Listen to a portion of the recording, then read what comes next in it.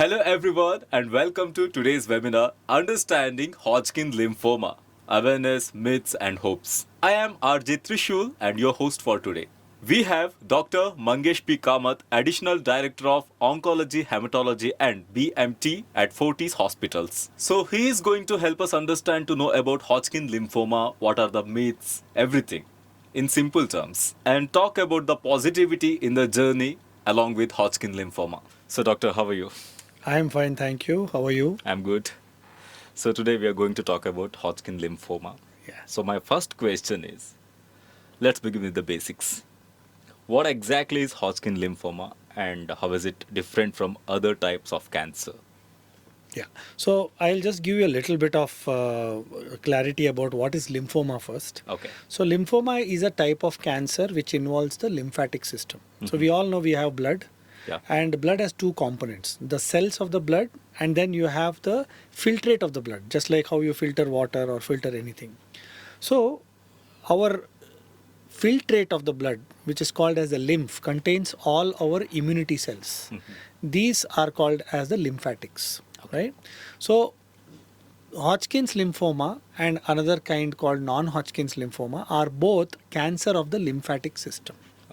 So now why it is called as Hodgkin's lymphoma is because it was first discovered in the year 1832 by a physician called as Thomas Hodgkins. Okay. And this physician detected this cancer, this type of cancer, in his patients who had lot of swelling in the neck. Okay. They used to come to him and they used to be treated for infections. But when they came to him, he saw that they were not responding to the treatment like infections. Okay. So that's when he thought that this could be something else and may not be an infection. So that is Hodgkin's lymphoma. Okay. Now, what is the most important characteristic of Hodgkin's lymphoma is that it is not just about a diagnosis, but when you study these lymph nodes in a microscope, you will see this classical owl eye shaped cells called as Reed-Steinberg cells. So if you have a patient with cancer of the lymphatics, you will call it as lymphoma.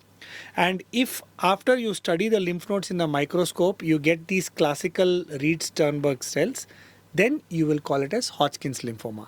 If you do not find those cells, you usually call them as non-Hodgkin's lymphoma. So how common is Hodgkin lymphoma, especially in India, and who tends to get it? So Hodgkin's lymphoma is quite common in our country. Now we have a huge population, so as expected, we would have a huge burden of cancer in general. And in our country, there is a spread of this virus called Epstein-Barr virus. Basically, it is a cousin of our cold viruses, the ones that affect us when we get a cold and cough. So Epstein-Barr viruses are the ones that will spread from one individual to another after an infection. And Epstein-Barr virus is known to be one of the most important causative factor for Hodgkin's lymphoma. Okay. So it is very common in our country and it is common in two age groups. So in the younger age group, so somewhere around 10 to 15 years of age starting up to the age of 30, and then you have another peak around the time of 50s and 60s. So you get Hodgkin's lymphoma in these two age groups. But in general, people assume that most of the time Hodgkin's lymphoma will be in only one age group. That is not so. You can get it almost any time in your life. Okay. And if it is detected early, it's a highly curable cancer. What symptoms should the public watch it for? Yeah. So basically, symptoms are nothing but indicators. Like how you have indicators in a car. So symptoms are indicators towards a disease. And we have to remember that not all symptoms are classical of a disease. Most of the time, my Hodgkin's lymphoma patients would have gone to a general physician or a general surgeon with some swelling in the neck. Okay. Like, okay, you get some swellings in the neck. People think it is some infection, some pus collection or something like that, and they go to the doctor. Along with this swelling, they tend to have other symptoms. They are getting fevers regularly. Right? They get a lot of weight loss. Despite the fact that they're not trying to undergo weight loss, they are losing weight. They have this feeling of tiredness the whole day. Okay. And some patients uniquely have itching in their skin. They go to a dermatologist or a skin specialist, and then they keep going to them for itching in the skin. But then the dermatologist or the skin specialist checks their neck and other part of the body and finds out that they are lymph nodes. So these are the indicators that bring the patient towards us. But please remember, not all lymph node swellings are Hodgkin's lymphoma or Okay. non-Hodgkin's lymphoma. In our country, the most common cause for lymph node swellings is tuberculosis. Tuberculosis is a very, very prevalent disease in our country. Okay. So tuberculosis, other infections, even Epstein-Barr virus infections in childhood, they can cause lymph node swellings. So in general, if I see 1,000 patients or a new patients who are not diagnosed but with lymph node swelling, fever, weight loss, believe it or not, only 5 to 10% of them will be actually lymphomas. Rest of them are all infections or something else that are remedied with some other medications. Okay. So once someone sees the doctor with these symptoms, how is Hodgkin lymphoma diagnosed? Yeah. So the one that brings the patient to the doctor is the symptoms, right? So whenever a patient comes, we will initially ask for a routine blood test. What are the routine blood tests? We ask for a hemogram, or we study the components of blood, because as I told you, it is a cancer of the lymphatic system. So there could be some abnormalities there. Then we do other tests, including we also do the Epstein-Barr virus testing in some individuals, especially the younger patients or those patients who are living in overcrowded areas like in slums and those kind of overcrowded areas. So we actually ask for the test also. After that, wherever the patient is telling us of a swelling of the lymph node, we do a local scan of that. We try and find out if there is anything or not. And then we proceed to do a biopsy. What is biopsy? Is that you are surgically removing that lymph node in entirety. You are removing it totally. We are not cutting it or slicing it or anything. You are removing it fully. Then doing some processes by which you can study those lymph nodes in the microscope. Okay. Only after it is confirmed that this individual, this patient has Hodgkin's lymphoma, then we proceed to do a PET CT scanning. Okay. Why do we need PET CT scanning? Is to know whether it is localized to only that place which the patient showed us first, or has it spread to other parts of the body. So it's very important for us to know, and that all the general people call it a stage. We need to know the stage of the lymphoma as well before we start treating the patient. Okay. And my next question is, this is quite interesting. What does the treatment journey look like for someone diagnosed with the Hodgkin lymphoma? So whenever we proceed to treat any cancer, whether it's lymphoma or other cancers, we first want to make sure that the diagnosis is correct. Okay. We have to be very diligent. Please remember, the word cancer itself invokes a lot of anxiety, lot of depression in patients. So first thing we always make sure is to confirm the diagnosis. I have had many patients in my career who are diagnosed outside by some of my colleagues or anybody else, and patient has gone for second opinion evaluation, and we have actually told the patient that you don't have a cancer. Okay. So it is that common. We believe that it cannot happen, but it can happen sometimes, because humans are humans. You are prone to error. So first thing is we have to confirm the diagnosis, right? After that, once I get to know this patient has Hodgkin's lymphoma, then I do a PET CT scan, which I just told you a little while ago. And the PET CT scan tells us whether this is a stage 1 Hodgkin's lymphoma, 2, 3 or 4. Now, what is the meaning of these stages is, stage 1 means it's only 1 or 2 small lymph nodes. Stage 2 means it's gone beyond that area where the lymph node is. Stage 3 means it is almost there on upper and lower parts of the body, and stage 4 means it has involved organs other than lymph nodes. For example, lungs could be involved. For example, kidneys could be involved, the bone can be involved, the liver can be involved, and sometimes unfortunately even the brain can be involved. So that is stage 4 cancer. Now, why do we need to know the stage is so that we can plan what therapy to give and how much therapy to give and how long the therapy to give. Okay. Let me give an example. Stage 1, Hodgkin's lymphoma, very small area. There have been some times where we have just given 2 sessions of treatment for the patient and patient is cured. Okay. Stage 2 or stage 3, sometimes we give 4 to 6 sessions of treatment and patient gets cured. In some cases, especially stage 4, we have to give a lot of treatment so that the patient gets cured of it. So this is how the treatment journey can be. Now, in that, we also have to decide whether this patient needs aggressive treatment upfront or a moderate treatment. So, aggressive treatment means I may plan to give immunotherapy. I may give the latest advanced therapy because that gives me the highest chance of curing the patient. But for early stages, I need not give high level or so called intense therapy. That's what's very important. So the planning by the doctor, it may seem very simple that I'm writing a prescription, okay, you take this and that, but there are multiple variables or multiple points that we have to look at before we prescribe treatment for the patient. Okay. And there are some other aspects we'll have to look at. For example, some of these treatments may cause infertility. For example, I have a patient who comes at the age of 25, and this patient probably may be desirous of having children. I have to use a therapy which may reduce the chance of this person not becoming infertile. Okay. Right? So the chance of me reducing this person's fertility is also very important when I decide the treatment. So many factors go into it. Then we also look at mental aspects, whether this person can come regularly to take treatment, or should I decide the treatment slightly differently so that the number of visits can be reduced. Suppose it's an outstation patient, so I have to decide my treatment differently. So that is the treatment journey of the patient. But if I treat 100 new patients of Hodgkin's lymphoma in my clinic, usually 70 to 80% of them will be cured. Okay. And after that, they can look forward to a very normal life just like you and me have. So that is something that is extremely exciting when we get a new patient of Hodgkin's lymphoma, despite the fact that we are sad for the patient that the patient has a cancer. But we know that Hodgkin's lymphoma is one of the top 5 curable cancers in the world. Okay.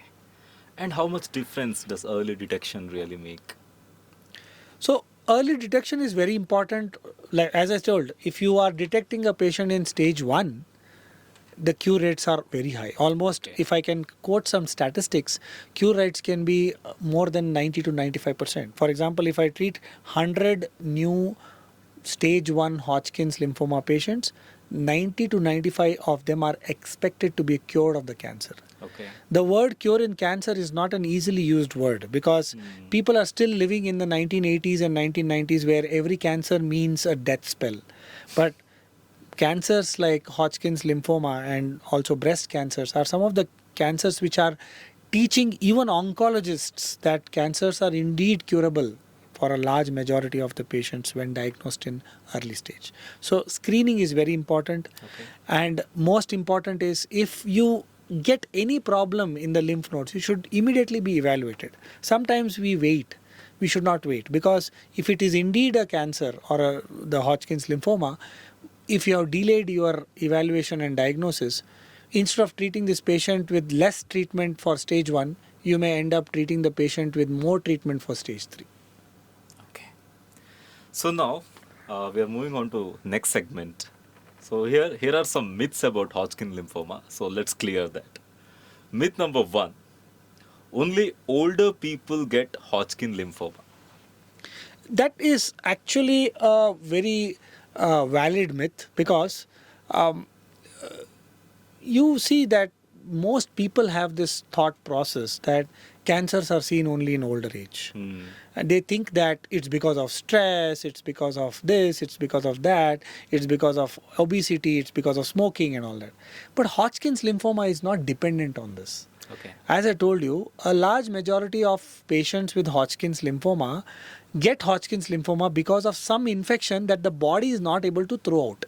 Okay. So when you get a cold and cough, you tend to take some medicines or you just take some home remedies and you get fine, right? And then after that, you're back into your normal self. But this doesn't happen in everybody.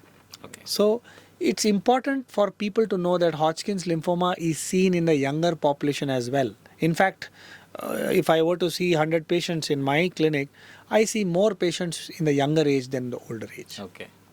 So definitely not true. It can be seen in different ages, especially in the teens and adolescents. Okay. So myth number 2, swollen lymph nodes always mean cancer. I just told you a little while ago Yeah. that it need not be, especially in a country like ours in India, where tuberculosis is a lot more common than cancers. For example, just to highlight to the audience, cancer is mostly a diagnosis of minority. Okay. If I see 100 patients, the chance of cancer is there in 1 or 2 or 3 patients, right? I mean, talking about if I were a general physician or a general surgeon, I don't see cancers daily. Of course, once they're diagnosed, they come to a specialist like myself, but it's not very common. So, anybody has got swollen lymph nodes, please meet a physician or a surgeon immediately. They will evaluate whether this is cancerous or not. And if it's not cancerous, they'll give you the treatment for that, most likely antibiotics or certain other remedies, and it will be cured. If it's cancer, then they will make sure it's cancer and then refer to an oncologist like me. Okay. So cancer treatment always leads to unbearable side effects. So this is another carryover mindset that we have from the 1980s or 1990s.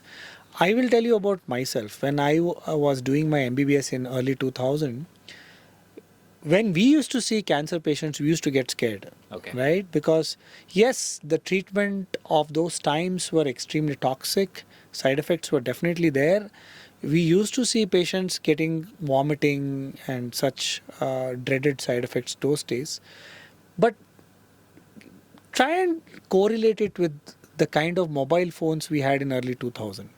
So much has changed, right? If you see the cars of 2000 and now 2025, the ones that we look now are like some movie, sci-fi movie type cars, you know. And those days they were basically like, you know, Premier Padmini sort of kind of cars. So just like other things have progressed with time, cancer treatment has definitely, if you ask me, superseded these developments. I have patients who come to my center, take treatment, and go to their work. I have had a few mechanics who are treated with Hodgkin's lymphoma who are actually taking the treatment early morning and going and working as mechanics Okay. throughout the day. They hardly get any side effects, right? That's because we have a lot of new medicines which prevent the olden days side effects. We have extremely potent medications which hardly gives any vomiting, hardly gives any body pain. You know, so those kind of medications are available today. So we hardly find a major problem while giving these medicines. Another important perspective that I would like to offer is we don't treat everybody with chemotherapy nowadays. Okay. We use immunotherapy in a large majority of patients, especially in the advanced stage. So when we use immunotherapy, the side effects are usually lesser than giving chemotherapy in general. As I told you, chemotherapy side effects itself have reduced to a great extent. So immunotherapy side effect percentage would be in like single digit. Okay. Okay. So that's very important for us to know that we don't treat all Hodgkin's lymphoma with the same kind of treatment. I have one patient who I treated recently, maybe 2 months ago, who had only one lymph node, right? Diagnosed to have Hodgkin's lymphoma. PET scan did not show any other lymph node in the body. We just gave radiation to the patient. Okay, it was a subtype of Hodgkin's lymphoma. Okay. We just gave radiation. Radiation means local X-ray treatment to the lymph node area where the lymph node was removed from. Patient is fine. Patient did not require even any injections. Okay. So that's how elaborate the scenarios can be when it comes to treating Hodgkin's lymphoma. Okay. And if Hodgkin lymphoma comes back, there are no options left. Yes, this is a question that is often asked by my patients, especially if some of them are unlucky to have the recurrence. Now, you can get the Hodgkin's lymphoma back while you are undergoing treatment or after you complete the treatment and in a few months or a few years after completing the first attempt of treatment. Okay. So, in these patients, we give second line treatment called salvage therapy. We use a basket of immunotherapy drugs. We have different types. We have a drug named brentuximab vedotin. We have nivolumab. We have pembrolizumab. These are all immunotherapy varieties. These medications are used along with the salvage chemotherapy we reduce the tumor again, and then we do a procedure called bone marrow transplantation. Okay. We don't have enough time to discuss that, but it is a therapy where you are destroying the patient's immunity and giving back the mother cells of the blood so that it can start producing normal cells again. With this, we are still seeing almost 40 to 60% of patients being cured. So, if unfortunately anybody gets a recurrence, it is still possible to cure those patients. But the recurrence, again, just like in the beginning, has to be detected early. Any early detection, highest chance of best results. That's what I always believe with not just Hodgkin's lymphoma, various forms of cancer. Okay. So our next segment is living with and beyond Hodgkin lymphoma. So my first question is, how can patients and their families cope emotionally with the Hodgkin lymphoma diagnosis? This is actually a very relevant question when we see patients who come to us at the age of 10 years or 12 years or 15 years, because they are dependents, their parents to take care, and parents can get extremely anxious and distressed because of the diagnosis. The most important part of being a doctor is about how you counsel your patients, how you take care of them, and how are you emotionally supporting them. So the most important part during my counseling sessions or my initial treatment decision sessions with the patient is to first emphasize to them that this kind of cancer, Hodgkin's lymphoma, is very curable. Okay. That sentence itself reduces their anxiety by 50 to 60%. They just start getting a little more relaxed. So it is definitely a big emotional challenge for them. While they are undergoing treatment, they have a lot of negative in their mind. They are thinking, what if my child is not the one who is getting cured of the cancer? What if my son is not getting cured of the cancer, or daughter is not getting cured of cancer? Maybe the doctor is giving the right treatment, but what if it not works on me? So our job is to keep giving them validation regularly. For example, we don't just treat them. If I am treating a patient of Hodgkin's lymphoma with 6 cycles, I sometimes do a PET-CT scan at the end of 2 cycles or 3 cycles, just to show to the parents or the family members that yes, indeed the Hodgkin's lymphoma has reduced. And that gives them a huge amount of confidence. They feel so happy about it, and now they are looking forward towards a lot more treatment till they can get cured. Okay. So it's a very important part of treatment of cancers. We also have to remember that once they're completing the treatment, our job does not end there. We have to support. We have to keep supporting them, right? There is a term called cancer survivors. That means they have survived cancer. They have defeated cancer. These patients also have to be kept very close because they can get a recurrence anytime in the next 5 years, right?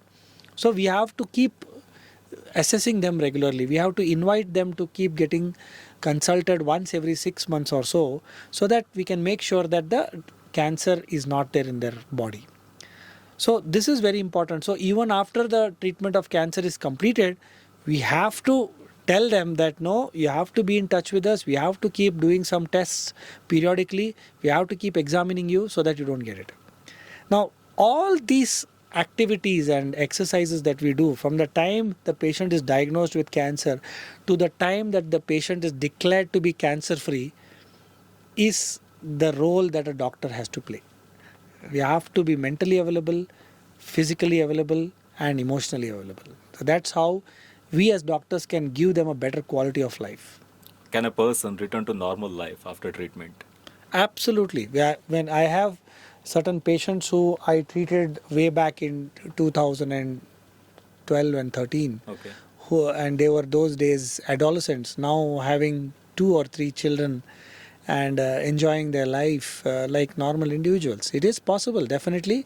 We have to make sure that they undergo a few periodic testing, and depending on what treatment we gave them, we recommend them certain tests to do, like how the general public does master health checkups, right? So we give an individualized health check program for them regularly so that they can get these tests done by themselves. They only need to come back to us if anything is wrong with the test. If all the tests are normal, we don't have to see them for eternity. But some of them are my Facebook friends, some of them are my social media friends. So I keep in touch with them and I get to enjoy seeing them live a very fruitful and happy life. And that's the joy of being a cancer specialist, that when I see such patients who are living a normal life, I feel that, I am definitely in a good era now as an oncologist, where I can claim that I have helped a lot of cancer patients get cured. Super. So, doctor, finally, what is the one message you would like to give to the public? Well, it is not a specific statement to Hodgkin's lymphoma. I just want to tell everybody who's listening to this podcast or interview that please listen to your body, right? So, in our country, we are not so diligent about health issues. We do not give it the respect it needs to be given sometimes. Somebody has some small muscle ache, we just go and buy a medicine to just reduce the pain, right? But if the pain keeps coming back again, we don't give it the respect that is required. So first I would say is listen to your body. If you listen to your body is trying to tell something through the symptoms. For example, somebody has neck pain. Maybe your posture is wrong. Maybe you've done something which can cause some problem to you, or something could have happened. Now, if that thing is not taken care at the right time, you may end up getting a slip disc in the neck. People I have seen like that in my friendship that they undergo. So, if you see a lymph node swelling or if you see something wrong with your body, go and meet an expert. Don't do online research or Googling and now AI has come. Don't try to just time pass there, because believe it or not, even as a doctor, sometimes I fall across some articles and they are extremely scary. They will always tell you the worst diagnosis. So you have a lymph node, you must be having cancer. Actually, it's not the truth. I told you only 10% of so many of those swellings can be cancer, and that is also a high number. So listen to your body, go to the expert.